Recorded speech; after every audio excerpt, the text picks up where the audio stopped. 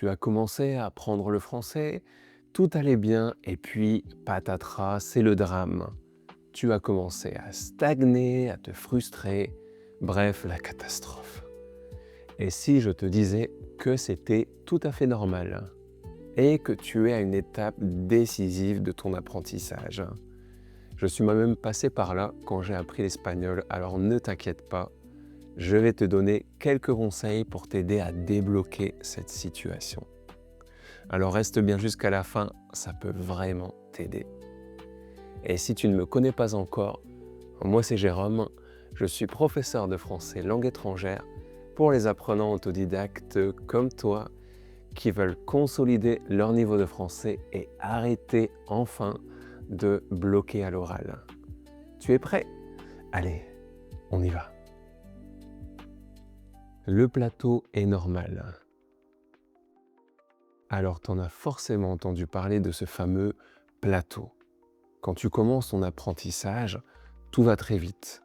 Tu apprends des choses basiques, tu les assimiles, c'est parfait.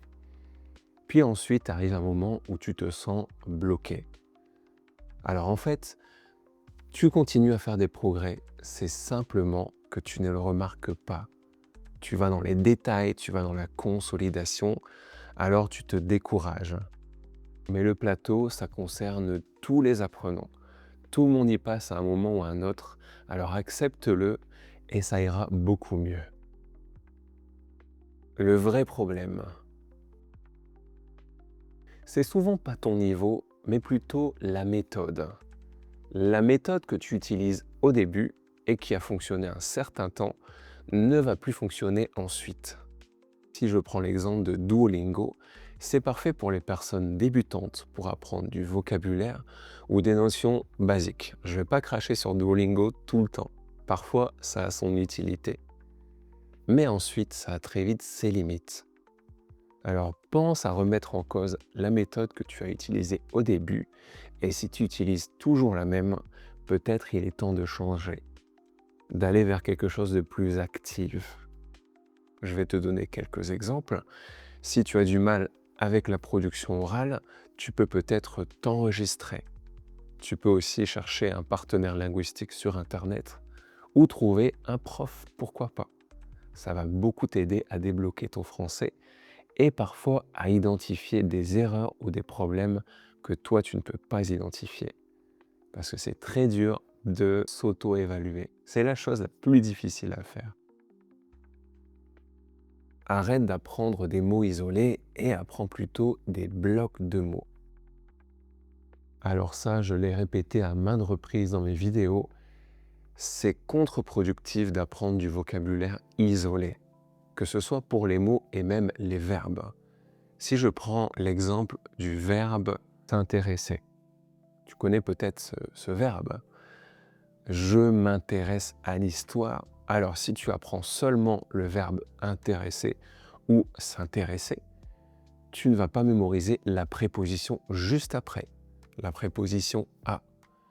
Je m'intéresse à quelque chose.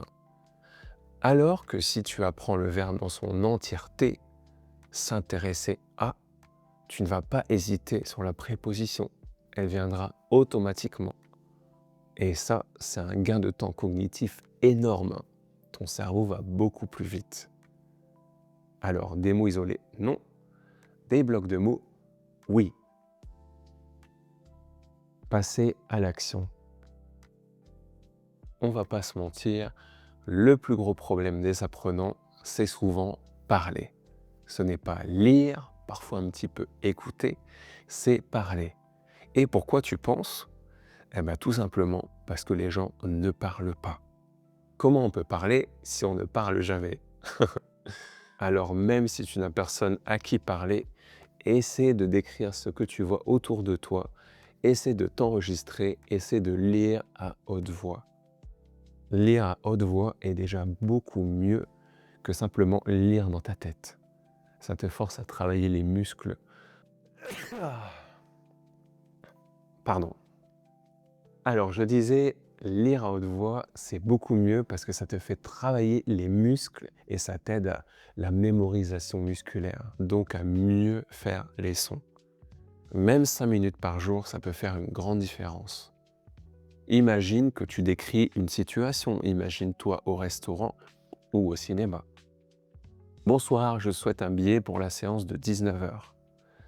En disant cette phrase bonsoir, je souhaite un billet pour la séance de 19 heures, tu monopolises la politesse. Bonsoir, bonjour, je souhaite un billet pour la séance, le vocabulaire, à 19 heures, les numéros et les heures en France. Tu vois, avec une simple phrase, tu vas monopoliser un certain nombre de connaissances. Donc oui, c'est possible de s'améliorer sans avoir personne à qui parler, tu vois. Travail par thème.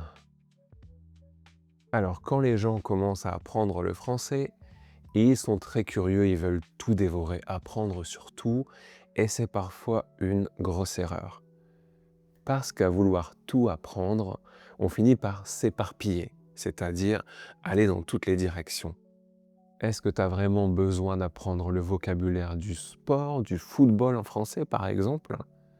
Sinon, alors pourquoi l'apprendre inutilement et saturer ton esprit pour rien? Choisis des thèmes qui te seront utiles. Si c'est le voyage, pratique des thèmes du tourisme, pratique des thèmes des monuments, pratique des thèmes de l'histoire. Crois-moi, c'est largement assez. Sélectionne bien tes thèmes, ça te sera très utile. Pense d'abord aux choses de la vie quotidienne. Si tu voyages en France, qu'est-ce que tu dois être capable de faire et de dire? Est-ce que tu dois être capable de commander quelque chose au restaurant? Ou alors de faire un tour en français? Pense-y, parce que crois-moi, ça va être super important dans ton apprentissage. Se fixer des objectifs concrets. Quand je commence avec de nouveaux élèves et que je leur demande « Ok, c'est quoi votre objectif? Qu'est-ce que vous voulez faire en français ?» Beaucoup me disent « Ah, je veux parler couramment français, je veux être plus fluide. » Et je leur dis « Mais ça, c'est pas un objectif de vie. Un objectif, c'est par exemple, je veux être capable de parler de mon week-end avec mes amis français, d'expliquer ce que j'ai fait en 2 minutes, ou bien encore être capable de commander au restaurant. » Là, on est sur des choses très concrètes. Et plus tes objectifs seront précis, mieux tu sauras ce sur quoi travailler.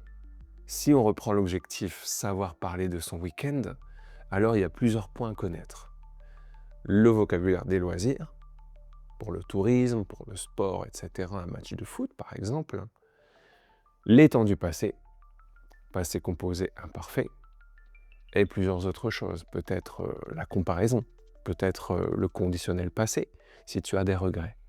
Donc tu vois, des objectifs précis vont t'orienter vers des points de grammaire ou des notions de français spécifiques dont tu auras besoin.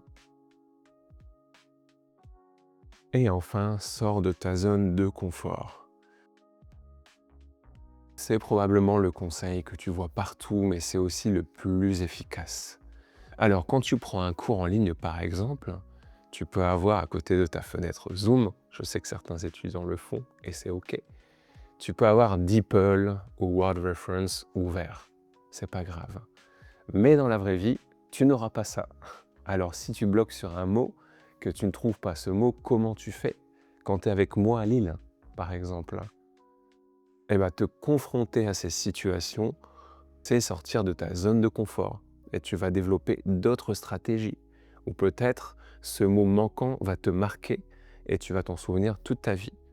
Alors par exemple, moi quand je bloque avec un mot, que ce soit en espagnol ou en anglais, j'essaie de paraphraser. En paraphrasant, on contourne la difficulté. Donc c'est un quick fix sur le coup. À long terme, c'est pas bien parce qu'il faut quand même connaître des mots de vocabulaire. Mais sur le coup, on n'a pas le temps de demander et si on bloque souvent, c'est quand même un peu contraignant pour avoir une discussion fluide avec des amis. Mais paraphraser peut aider à avoir une certaine fluidité sur le moment. Mais ça, tu vas le développer si tu sors de ta zone de confort. Et comment tu peux faire? Peut-être en trouvant un club de français pour pratiquer le français, comme les cafés langues, ça existe un peu partout, je pense. Trouver un professeur en ligne Et il y en a pour tous les goûts et pour tous les prix.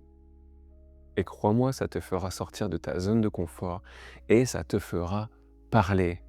Le point qu'on avait précédemment évoqué. Et tu veux parler, non? Ton but, c'est de progresser en français. Alors, qu'est-ce que t'attends? Voilà, c'est tout pour cette vidéo. Je tenais à la faire parce que je sais que beaucoup de personnes sont bloquées et frustrées en français. Et c'est tout à fait normal. C'est une étape que tout le monde connaît. Tous les apprenants y sont passés, même les meilleurs. Donc ce n'est pas ta faute. Ne te sens pas coupable. Rappelle-toi qu'il existe des solutions simples, comme remettre en cause ta méthode, essayer de parler plus, sortir de ta zone de confort. C'est clairement pas insurmontable. Je suis sûr que tu peux y arriver. Si cette vidéo t'a plu, n'oublie pas le petit like comme d'habitude et dis-moi en commentaire si tu t'es déjà senti bloqué en français ou si tu te sens bloqué maintenant. Et pourquoi? Je vais peut-être pouvoir t'aider dans les commentaires. Quant à moi, je te dis merci beaucoup et à très vite. Salut!